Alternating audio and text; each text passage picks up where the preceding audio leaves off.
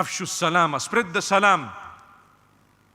Afshu salama wa at'imu ta'ama, and feed the food, feeding food to everyone. Who? Start with your circle, your family members, those who have and those who don't have.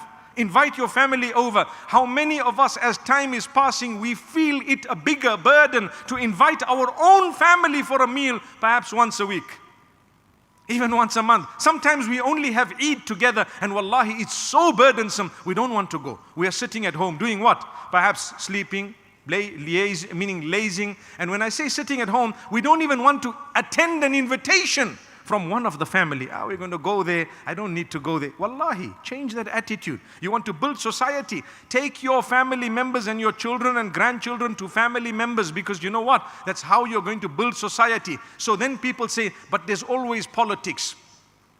Allah wants to help you, to teach you how to navigate through politics, because there will be bigger challenges in your life. This is with your family. You can go through it. You can learn from it. You can adjust. You can understand the different people. When you go into the wilderness, there are going to be real beasts who are going to treat you even worse. You will already know how to navigate through it. Why? In my family, there's politics. Look at what blessing that politics did, or it was.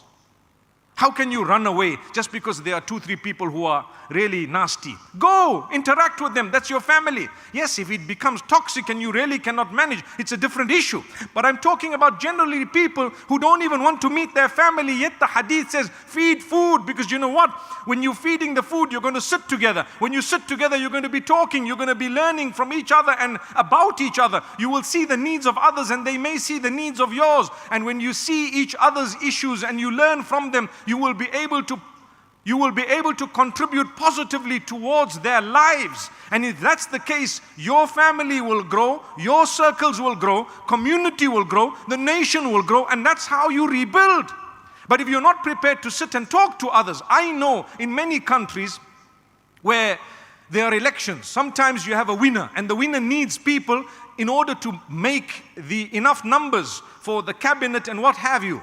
And what do? They go and strike a partnership with oppositions to say, we need the numbers.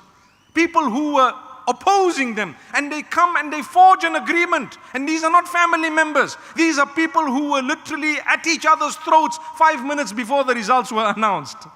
I promise you, if that is the case, what about my family, my brother, perhaps my brother's in-laws sometimes? That's a little bit far, but I'm mentioning that because, you know, in-laws, I always told you that one wonders where the term was coined from. In-laws. You get married straight away, these are my in-laws. Because you have a problem, there'll be lawyers involved. It's all about law. Well, that's what I thought. Why do they call them in-laws? Anyone know? To this day, it's the only solution. It's the only thing that made sense to me was, you get married, they say, these are my in-laws. In-laws. In what law? They should have said in-loves. Right? In love. May Allah subhanahu wa ta'ala forgive us. So, at'imu ta'ama. Feed the food. Feed people, and not just feeding. Help them to meet their basic needs of survival is included in at'imu ta'am.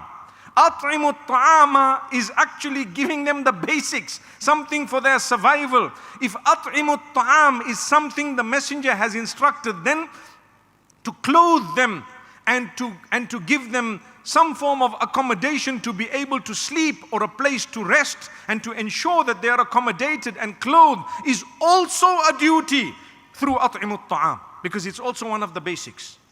Subhanallah. Subhanallah, amazing. Silul arhama. Look at what the Prophet ﷺ is saying after that. He says, maintain your family ties. Fulfill